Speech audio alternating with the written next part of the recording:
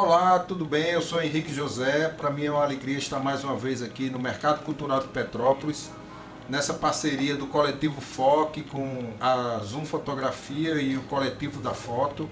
Nós estamos hoje aqui com a Cris Ramires, é uma produtora cultural e ela vai se apresentar para a gente vai fazer um bate-papo aqui sobre cultura e sobre o Sistema Nacional de Cultura. Ela é uma pessoa que tem uma contribuição importante nessa área e a ideia é que a gente possa estar compartilhando um pouco esse conhecimento e presenciar esse novo momento da cultura brasileira. Para nós é uma alegria e faz parte desse movimento de resistência cultural que nós fazemos aqui no Mercado Petrópolis. Seja bem-vinda, Cris. Obrigada. Apresenta pra gente.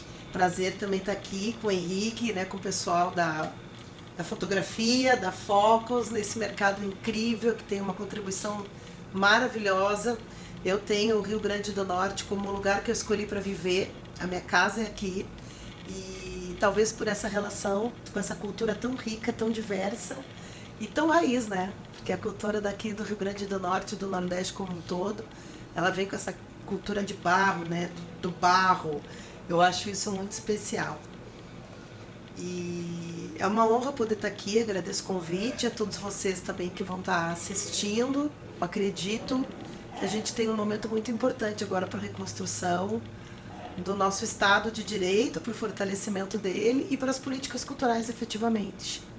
Né? Lembrando que quem conhece aí toda a estruturação do Ministério da Cultura a partir de Gilberto Gil, sabe que o Sistema Nacional de Cultura tramita na Câmara dos Deputados desde 2012 e 12 anos depois nós conseguimos então sancionar a lei e acredito que mais madura.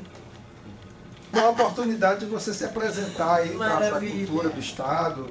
Fala um pouco de você primeiro, para depois a gente falar da cultura.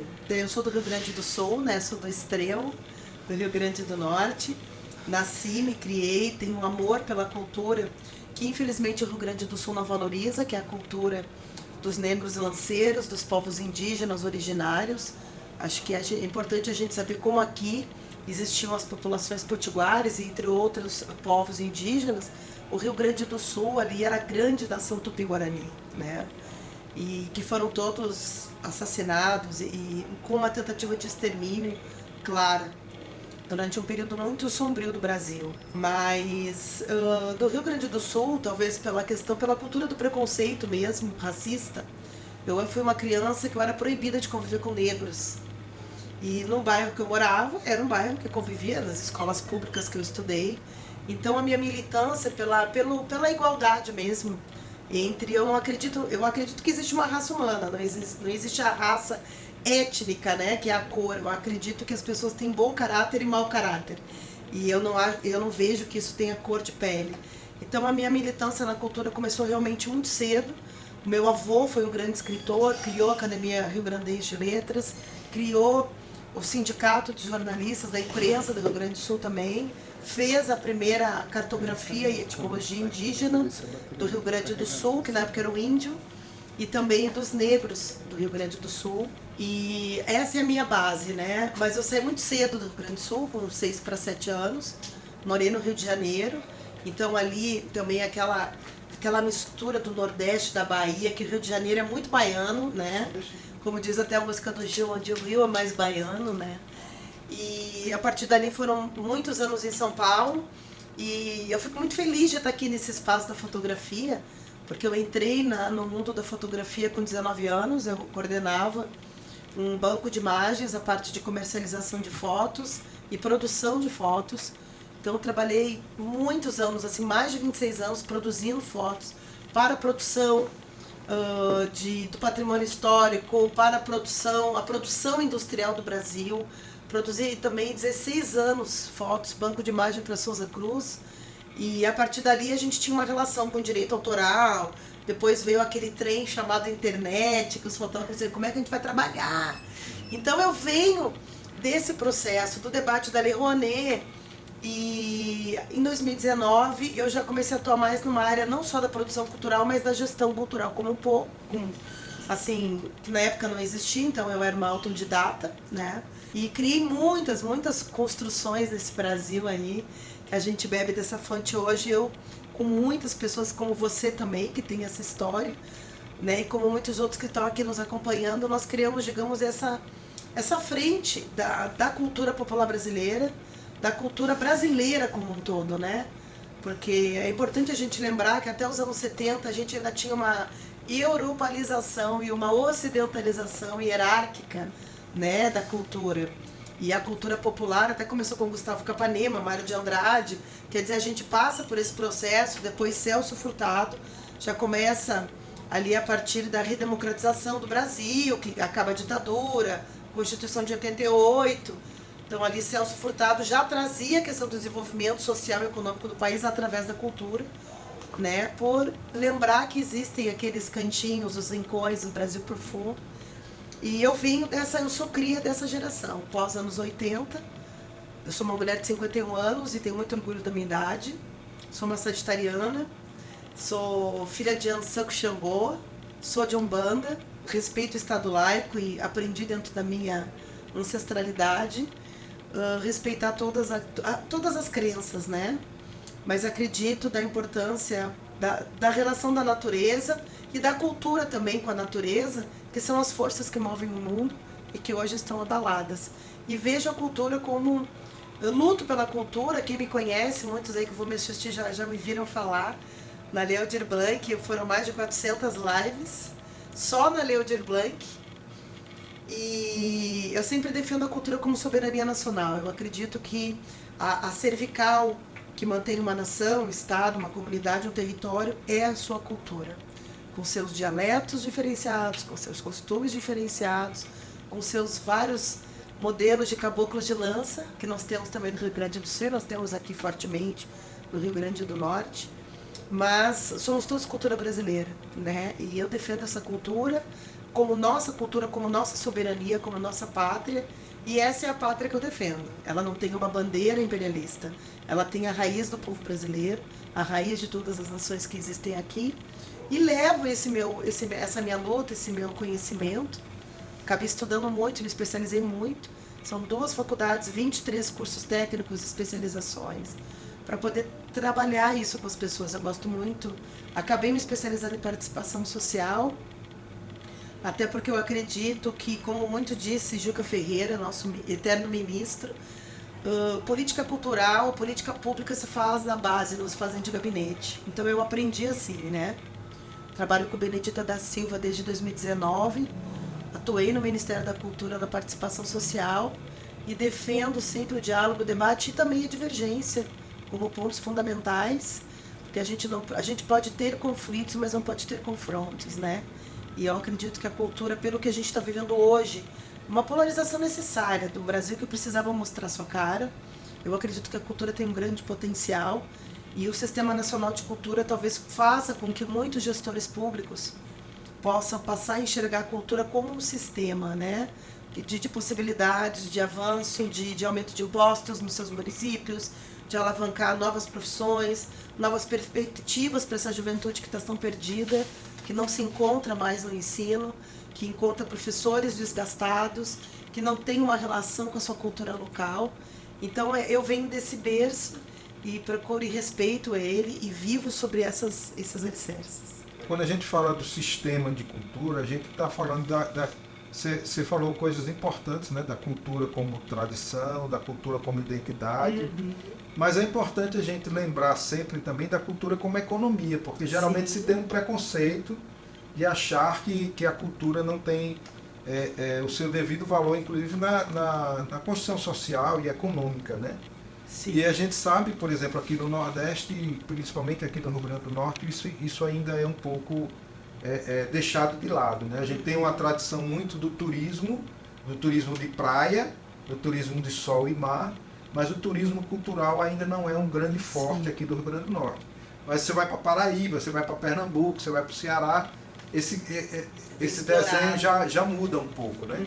Mas aí, o que é que você pode falar dessa construção da cultura também, da economia criativa, da importância da cultura? Inclusive, né, nós tivemos aqui a aprovação da votação da Secretaria Ordinária de Cultura do Estado do Rio Grande do Norte, E eu senti muita falta de ouvir sobre essa questão econômica, porque com dados assim atualíssimos da FGV, do IBGE, Firijan, Itaú Cultural, a cada R$ 1 investido em cultura, movimenta R$ 6,47. Né? Nós temos aqui já uma estimativa do PIB nacional, que é muito maior do que a indústria automobilística, inclusive, que é em torno de 3,4%. O PIB da cultura, ele chega a 6,7%. Se você analisar todas as áreas que compõem a cadeia, né? Que a cultura tem a parte da produção e serviços e ninguém contabiliza isso. Então, quer dizer, nós, quantos? Mais de 11 milhões de trabalhadores, mais as cadeias que não são consideradas propriamente da cultura. Né? Então a gente tem que entender que a cultura é emprego, e cultura é renda, cultura é trabalho, cultura é pagamento de impostos. Ela movimenta uma série de outros fatores. Política pública não é aquela política de gabinete, não é aquela política feita para você angariar votos e atender um público. Você é um pensamento global, é um legado. E eu acredito que a partir desse processo de 2019, nós tínhamos muitas leis que pararam no golpe de 2016. Né? Que é importante a gente saber que foi um golpe, porque foi orquestrado dentro das perspectivas da economia e da política para que houvesse uma interrupção de governo. E obviamente teve prejuízos para a saúde, para a educação. A gente está colhendo esses frutos agora e que, ao meu ver, demoraram 30 anos ainda para sanar.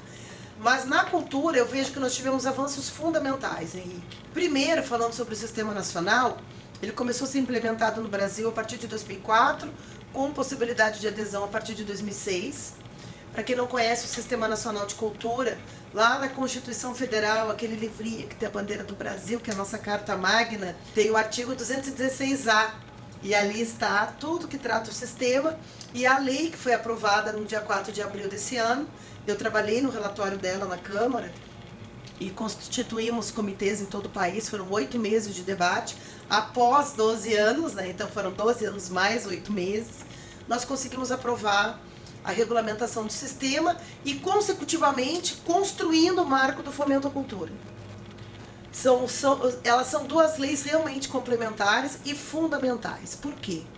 O sistema, ele cumpre o parágrafo 3º da Constituição Federal, que diz que os processos de coletividade, colegiado, participação, descentralização, decisões colegiadas entre os 3 níveis, né, da Federação, Estados, Municípios e a União, trabalhariam dentro de uma estrutura equânime, ou seja, parecida, para você poder promover políticas públicas, tendo fonte de recursos não só o Fundo Nacional de Cultura, mas um percentual dos municípios, dos estados, possibilitando esse fomento. E é uma coisa que é importante a gente lembrar, Henrique, todas as áreas do país, o banco privado, as indústrias privadas, todos recebem subsídio do país. Ninguém vive sem subsídio do Estado. Então, quanto menor o Estado, menor a capacidade de um avanço econômico e de desenvolvimento dentro do seu território.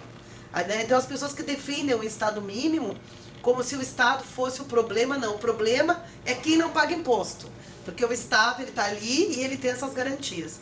Então, o Sistema Nacional de Cultura, ele estabelece as condições para esse regime colegiado de construção de política pública, porque o Brasil tem dimensões continentais e tem uma riqueza cultural absolutamente grande, porém, há ainda um vínculo muito do nosso colonialismo. A gente tem essa coisa, sabe, de colonizado, e tem muita gente que critica os editais até hoje, né? E as políticas ali que vieram a partir da Cultura Viva, do Sistema Nacional de Cultura, que criaram os editais, porque antes, até quem não conhece a Lei Rouanet, eu sugiro estudar, ler, aprender o que é a Lei Rouanet, que é uma lei de incentivo cultural. O Estado não dá dinheiro para ninguém, inclusive, e era o único mecanismo. Os recursos de orçamento que eram utilizados para o fomento cultural, até a Lei Sarney, que foi depois da ditadura, eram leis que ficavam com o prefeito e com o governador, que decidiam dentro da publicidade. Então, a Lei Rouanet, ainda com essa questão do departamento de marketing decidir os projetos que as empresas vão patrocinar, eles têm um histórico dessa linha. Então, quando as pessoas criticam os editais, eu vejo um pouco... Claro, a gente entende que, de um lado, há uma dificuldade do agente cultural, principalmente de base, acessar os editais. Mas existe e que também... mudou também agora com essa o marco da... aí eu vou chegar ali, por isso que nós mudamos, entendeu? Para vocês entenderem. Por quê? Porque toda política de fomento cultural, ele era tratado primeiro como se fosse o Estado que produzisse cultura, então ele contrata aquele serviço, ou ele compra aquele produto. Só que a cultura, ela tem uma parte da cultura, né? Ela não é só isso, ela é uma economia como um todo, ela é uma indústria, porque existe uma série de questões, né? O artista não nasce pronto, esse cara estuda, ele dedica a vida dele. Eu, para chegar onde eu estou, eu tive que... muito tombo, né? Muito não. E muitas pessoas não entendem, a minha família mesmo não entende o que eu faço até hoje. O que é gestão cultural, né? Então eu vejo que o Sistema Nacional de Cultura, ele organiza isso, ele organiza esse regime colonialista que nós carregávamos e ainda carregamos. Então eu vejo que o sistema, ele traz esse novo foco, ele vai possibilitar aqui os municípios que muitas vezes não compreendem a cultura, porque na Lei Aldir Blanc teve muitos municípios. Então, aqui não tem cultura. Como não tem cultura? Então eu vejo isso. Para mim, o Sistema Nacional de Cultura, com a experiência que eu tenho de mais de 30 anos nesse país, né, ele vai organizar a economia criativa, ele vai organizar o papel fundamental dos pontos de cultura, que atende às bases, né, e talvez aprofundando um pouco mais com as escolas, que eu acho que isso é um assunto que depois eu queria aprofundar com você.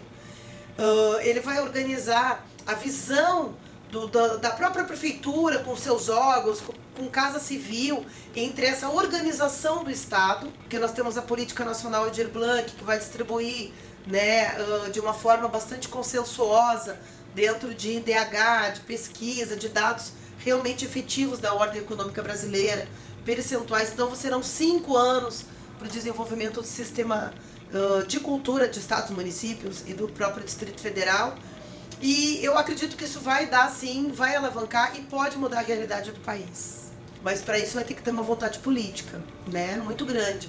Porque nós não podemos mais vincular, e a vocês que estão nos escutando e as próprias autoridades que vão assistir, nós não podemos mais confundir o Estado de Direito garantido na Constituição Federal com disputas ideológicas.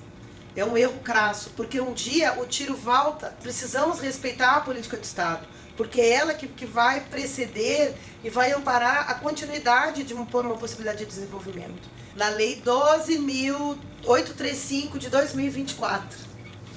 E depois a lei do marco do fomento à cultura. O que eles têm a ver? Que é bem legal a gente falar sobre isso. O sistema, ele é como se fosse a corrente sanguínea, entendeu? Aí, dentro do sistema, os estados e municípios vão ter que fazer aquele CPF da cultura, que é o plano, para você ter um planejamento ali, mínimo, porque não é muito comum na administração pública, porque sempre é política de governo. Muda 4 anos, acaba tudo. Todos nós estamos exaustos disso. Então, as políticas públicas de cultura garantidas a partir do Sistema Nacional, eles são permanentes. Então, o gestor ali, ele tem um cumprimento, ele tem um dever de deixar um legado, de deixar a pasta organizada, de dar respostas à sociedade. E uma coisa... Tem transparência na gestão. Na gestão. Além do PIB, cultura é bem-estar social. Porque cultura está dentro da base do artigo 5º dos direitos e garantias institucionais que o cidadão tem. Então você não tem a sua, digamos, a completo de direito e soberania se você não tiver acesso à cultura produzida pelo seu país, ou mesmo acesso a outros tipos de cultura, né? Eu digo as artísticas, as técnicas, porque a gente engloba aí a cultura alimentar, a moda, o design, a arquitetura, o urbanismo, tudo isso está dentro da cultura. A fotografia, as artes plásticas, as artes cênicas, o circo, né? As culturas dos povos originários, povos da floresta, povos indígenas, povos quilombolas, povos afro-brasileiros, que nós devemos respeitar a Mãe África com a sua diversidade também de origens. Então, dentro dessa complexidade toda que abarca o Sistema Nacional de Cultura, nós precisávamos melhorar as condições da gestão da cultura. Por quê? Quando chega uma lei, uma política nacional, Aldir Blanc, ou como a lei Paulo Gustavo aqui, que eu sei que o Rio Grande do Norte teve um problema com os órgãos de controle, Uns queriam fazer decreto, outros não entendiam. Tava lá, artigo 9º, se eu não me esqueço, não precisa ter contrato, termo, nada. É só você fazer adesão no sistema da plataforma, é o dinheiro da cultura, para a cultura, o gestor pode aderir e fazer a sua política cultural. E ali a gente já desenhava, porque eu fui a técnica que escreveu essas leis também. Eu estava lá revisando, eu estava lá fazendo emenda a partir dos parlamentares e da bancada que nós atuamos, eu particularmente com a Benedita da Silva, a minha grande mestra. Então você pega essa realidade dessas leis e você não consegue aplicar, por quê? Porque quando São Paulo viveu isso. Eu estou pensando um exemplo bem fácil para todo mundo entender. São Paulo fez um edital que ele misturou Miroski, ele misturou Cultura Viva e ele misturou a 8.666, que é a 14.133, que é a nova lei da licitação, não estava vigente ainda. O TCU mandou embargar todos os editais, porque falou, a gente não tem nem como fiscalizar isso. Porque você não tem um ponto. Porque a Miroski, ela atende as organizações da sociedade civil. A licitação é contratação de serviços para o Estado. Por exemplo, a festa do Pinhão, o cara contrata lá a pessoa que vai estar no palco. Ele vai contratar quem vai fazer a montagem. Ele vai montar quem vai fazer a feira de alimentação. É muito diferente da indústria da cultura brasileira, que trabalha com outras perspectivas. Então, como a Lei Aldir Blanc, que foi a lei de 2020, a Lei Emergencial da Cultura, ela trazia uma série de aspectos que a gente entendeu que o Estado, como um todo, não entendia a cultura. Não entendia o que é fazer cultura no Brasil. E ninguém entendeu aquela lei. E olha que eu falei, eu gritava aos 4 cantos desse Brasil. A lei Aldir Blanc é uma lei criada a partir de um decreto de calamidade pública e de um orçamento de guerra. Ela não é uma lei de fomento, ela é uma lei assistencial. E o modelo usado foi o Sistema Nacional de Cultura, que é esse mecanismo, gente, de repasse entre o Ministério ou a União diretamente para estados e municípios. O que falta é uma publicação normativa do MINC dizendo quais os procedimentos. Mas ali já está toda a personalidade. Nós fizemos esse relatório, eu como técnica e a Benedita como parlamentar, que o relatório aprovado no Senado foi o mesmo, o relatório da Benedita, que nós criamos o substitutivo, que cria o marco regulatório do sistema. Antes ele criava orientações gerais e tal, não era um marco regulatório, como diz a Constituição Federal. E dali, como a gente tinha as notas técnicas tal, a gente sentia falta do marco do fomento, que é o novo regime, não é um novo regime jurídico, ele simplesmente organiza. E ele diz o seguinte, prêmio é prêmio. Prêmio, você tem esse tipo de taxação, você não pode cobrar aqui, você não pode cobrar ali. Muitos municípios e estados estão ainda com o imbróglio da Lei Aldir Blanc, porque cobraram 2 vezes impostos, os outros não cobraram. Ninguém sabe o que fazer, nem como devolver, nem como cobrar. Está uma confusão, para você ver, precisava, era uma questão que tinha que vir junto do sistema. Nós temos a questão, primeiro que nós temos 2 mecanismos, um de repasse direto e outro de repasse indireto. E outros são os mecanismos de acordo que tem um orçamento público envolvido, como no caso das políticas, né, do próprio sistema, que é a descentralização de recursos para o fomento cultural. E nós temos a questão dos termos de cessão e também uma coisa super nova, gente, que é a possibilidade de patrocínio direto. A lógica de financiamento, ela foi pensada com a operação da Lei Aldir Blanc, dentro da perspectiva de realidade de cada município, e mais os fundos de participação de estados e municípios. Então tem uma série ali, é uma engenharia, gente, foi muito bem pensado por muita gente. Nós tivemos ali, primeiro que a nossa equipe do Senado Federal, da nossa bancada na Câmara, no período 2019, 2023, 2022, que era a oposição ao governo da ocasião, são os melhores gestores públicos e são servidores de carreira do orçamento público. Os caras são fera. Os caras são aplaudidos na ONU de pé porque conhecem do assunto, que é o orçamento público. E o segundo, que nós também contamos com a consultoria de orçamento da Câmara do Congresso Nacional, que são gênios também. Então ali foi fora as ideias da sociedade, porque todo mundo foi ouvido. Se tem uma coisa que nós podemos garantir, eu como técnica e a deputada, que é quem estava lá junto com os nossos parlamentares parceiros defendendo, foi essa construção. A Benedita disse o seguinte, olha, Eu quero uma pessoa que tenha condições de fazer um chamado para o Brasil, para a gente fazer aqui o Ministério Legislativo da Cultura. Porque a gente precisa defender a cultura brasileira. E nós já tínhamos na pauta 2 CPIs, a da Ancine e da Rouanet. Nós tínhamos com o deputado Chico D'Angelo, que é o autor do PL 9474, que deu origem à lei do Marco da Cultura, Marco do Sistema Nacional de Cultura.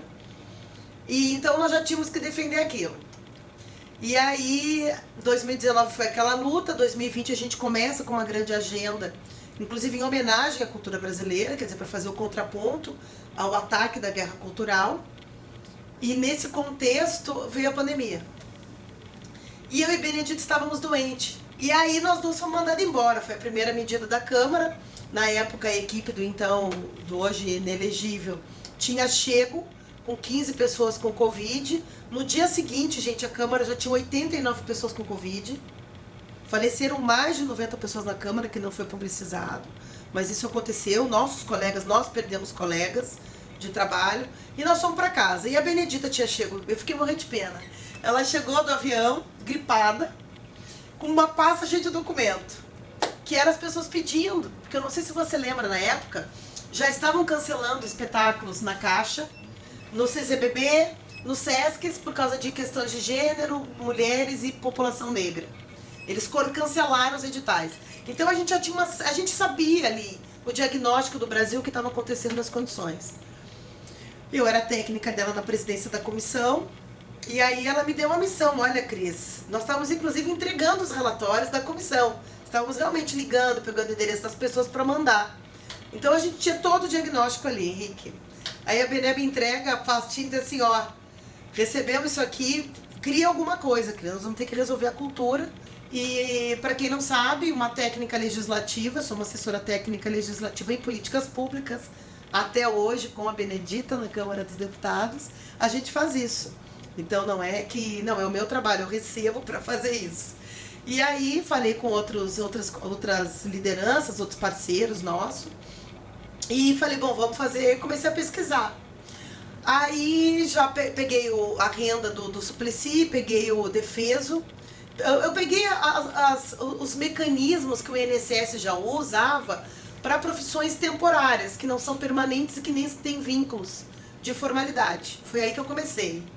E nisso, no dia 17, me liga Célio Turino, que ligou no PSOL, falou, eu tenho aqui um projeto da campanha dele para São Paulo 2018, que era renda básica para a cultura, com o espelho do Suplicy, e o pessoal do PSOL falou que tudo vai ser focado na Bené, que a Bené vai fazer a lei. Então eu quero te passar o material. Posso criar um grupo? Eu digo, bora, vou fazer junto, porque eu já fiz o chamado, né? Já tinha a Paiva, já tinha João Brandt, já tinha os outros secretários, todos do Sistema Nacional, porque cada um ali passou por um processo. E como o Sistema Nacional de Cultura, ele tem a questão do vínculo orçamentário, do fundo, né? E os pontos de cultura tiveram ali um probleminha, né? Com a questão do orçamento, o Estado, o TCU não sabia como cobrar o prêmio e tal. Então eu digo, não vamos fragilizar mais a situação, porque nós já estamos sendo criminalizados, né? E então vamos trabalhar de uma perspectiva mais legalista. E aí juntamos todo mundo, fizemos a lei, a deputada Jandira não assinou a autoria porque ela seria a relatora, e aí foi aquela loucura. E o combinado na época era a gente ter pelo menos 5 partidos assinando, porque daí tinha acordo da gente conseguir dialogar melhor, né? Porque a imposição no Congresso muito difícil, atacando os artistas, a cultura, ignorando que são seres humanos que trabalham, precisavam comer, pagar aluguel, os filhos precisavam ter comida, ter condições de sobreviver. Então, assim, as pessoas que defendiam a família negavam o direito a essas famílias, a essas pessoas. E ali, assim, surgiu a lei. Eu brigava com o controlador, eu brigava com corregedoria, e assim foi. Então teve muita, lá foi aquela coisa, mas a parte boa é que o Rodrigo Maia ainda era um cara sensível, e a Paula Lavigne e o Caetano Veloso são vizinhos dele. Então a pressão vinha de todos os lados. E ele entendeu que as pessoas estavam morrendo de fome. E ele tinha amigos vendendo instrumentos, fazendo rifa para poder comer. Ao contrário do que muitos pensam, na Câmara dos Deputados nós trabalhávamos em torno de 14 a 16 horas por dia, de domingo a domingo, porque era uma situação de calamidade absoluta na saúde pública. O presidente não dava condições para a população sobreviver. Aquele jogo no Congresso, naquele período da gente aprovar uma lei Aldir Blanc, não foi simplesmente aprovar uma lei emergencial. Mas quem não lembra, na época tinha a seguinte colocação, que foi muito boa essa tua pergunta. Porque é o seguinte, o Maia disse, vão pegar os setores que não terão nenhum subsídio do Estado e esses caras vão ter que ser importantes para o Estado. Nós vamos ter que dar importância, porque são populações que não foram identificadas dentro dessa ordem econômica privilegiada, né, que tem os privilegiados eternos do Estado. E então, a partir dali, a cultura brasileira passou a ser um dos 9 mais importantes meios de economia do país. E o marco do fomento chega para dizer, olha, tá todo mundo trabalhando errado, a partir de agora prêmio é prêmio, bolsa é bolsa, fomento cultural é fomento cultural. Acordos são acordos, termos são entendeu? E esse desenhado, a gente desenhou, tá, gente? Para não ter dúvida, desenhou mesmo. O edital de premiação é esse, o que pode é isso, o que não pode é aquilo. Edital de bolsa é a mesma coisa que um CNPq. Você não tem que comprovar a padaria, o pão e o café. Você ganhou uma bolsa para fazer um mestrado de fotografia. Você fez o mestrado, ok, mandou o certificado, comprovou. A gente sofreu muito com isso, né? Por aquela vinculação com a lei de licitações, né? Que isso era uma dor de cabeça para quem queria fazer um projeto, prestar contas. Você via grupos, vamos dizer assim, como coletivos ou grupos culturais informais que não tinham essa dimensão de uma gestão financeira, como uma empresa ou como, enfim, um CNPJ, e isso era muito problemático, porque você realizava a ação cultural, mas às vezes a sua prestação de contas não era aprovada, né? Sim. A gente viveu muito isso, e eu acho que esse novo momento ele traz realmente outra dimensão, essa necessidade, inclusive para os grupos de cultura popular, para os grupos realmente de base, né, da produção cultural. É a relação de você, por exemplo, tá? A Lei Aldir Blanc, eu vou dar um exemplo da Lei Aldir Blanc. Tava lá, você pode pagar contas vencidas ou vencedas, inclusive impostos trabalhistas. Os caras cobravam certidão. Mas nós vamos ter que enfrentar isso ainda. Porque mesmo com o marco da cultura, essa visão, que é isso, eu acho que primeiro nós temos que fortalecer o sistema, e claro, o marco entra como uma forma de operacionalizar esse recurso.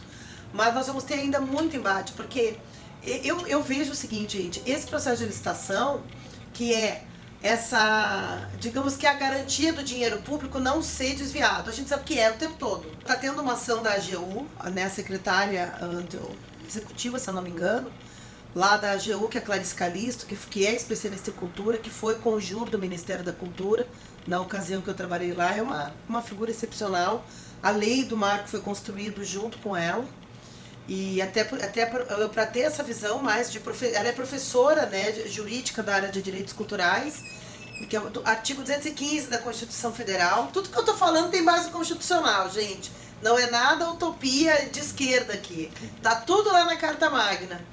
Então, a gente discutiu muito isso. E a gente precisa entender que é o seguinte, a lei da licitação, ela já veio de uma perspectiva de criminalização. Porque são grandes montantes de recursos bilionários para empreiteiras que fazem obras. A cultura recebe de incentivo de fomento da União, do Tesouro Nacional, menos de 0,3%. Esses grupos que eu falei agora recebem mais de 17% de fomento. Nós recebemos 0,3% e o cara cobra todas as certidões que está escrito lá, não é para cobrar.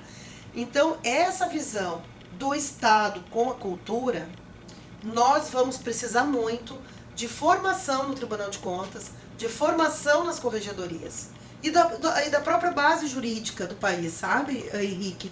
Porque é impressionante. A maioria das pessoas, e olha que eu falo com muita gente, eu tenho uma rede enorme nesse país. O juiz, advogado, os próprios controladores, eles não leem ementa e fonte de recursos. Você não existe, gente, você não pode criar mecanismos de controle, seja jurídico, seja social, se você não tiver a base legítima do que diz aquela base legal e qual foi a fonte de recursos. Porque você vai errar sempre e você vai criminalizar a ponta. E é por isso que o dinheiro não chega. Então, o Sistema Nacional possibilitando que o gestor público entenda aquele sistema como uma coisa legal, que vai trazer uma gestão de excelência, que vai trazer mais transparência para a gestão, que vai possibilitar que a comunidade tenha praça, tenha circo, tenha os artistas, como aqui no mercado, né, Petrópolis, tão lindo, cada lugar, sabe, com vida, você vê que flui a história, a memória. A gente precisa disso em todo lugar desse Brasil, pra gente se entender como brasileiro, sabe? As pessoas falam dos americanos, os americanos é mais misturado que nós ainda. Eles também mataram populações indígenas, eles são uma mistura de irlandês com viking, com tudo, entendeu? Talvez nós sejamos menos misturado do que os americanos. Então nós temos que parar com essa coisa. A gente tem que entender as nossas raízes e que já existiam povos aqui. Aqui no Rio Grande do Norte, que é uma coisa que eu admiro muito, é vocês defenderem essa relação potiguar, que é a memória dos povos que viveram aqui antes da invasão da Europa para a exploração, que é essa história real. Então nós precisamos agora trabalhar dentro dessa perspectiva desse gestor compreender o sistema nacional como uma possibilidade de desenvolvimento, de dinheiro, de um avanço social, porque aquele moleque que está na frente do computador ou que vai usar droga, esse cara pode estar fazendo música, esse cara pode estar aprendendo a tocar um instrumento, esse cara pode estar jogando capoeira, esse cara pode estar convivendo com aquela comunidade indígena, com o convívio daquelas crianças, como são o ensino, né? Eu li outro dia o livro Meu Avô Apolinário, do Daniel Munduruku. É muito lindo, eu comprei na 4ª Conferência de Cultura, conheci ele pessoalmente, que já sou uma admiradora, e ele conta da importância da ancestralidade, da importância de você respeitar os mais velhos, de você ouvir aquele que já viu mais que você. E hoje a gente vê a juventude desmotivada, na frente do computador, conservadora, nem sabe o que é política, não sabe nada, não saiu do 2º grau, mas sabe tudo de internet. E que não tem noção da sua identidade brasileira, que não tem a noção do que são os povos originários do Brasil, que não tem noção que o Brasil foi um país escravocrata e ainda é, que não tem noção que a cultura desse país é absolutamente rica e referência em vários lugares do mundo, e a gente não conhece o nosso próprio Brasil, a gente não defende o nosso próprio Brasil.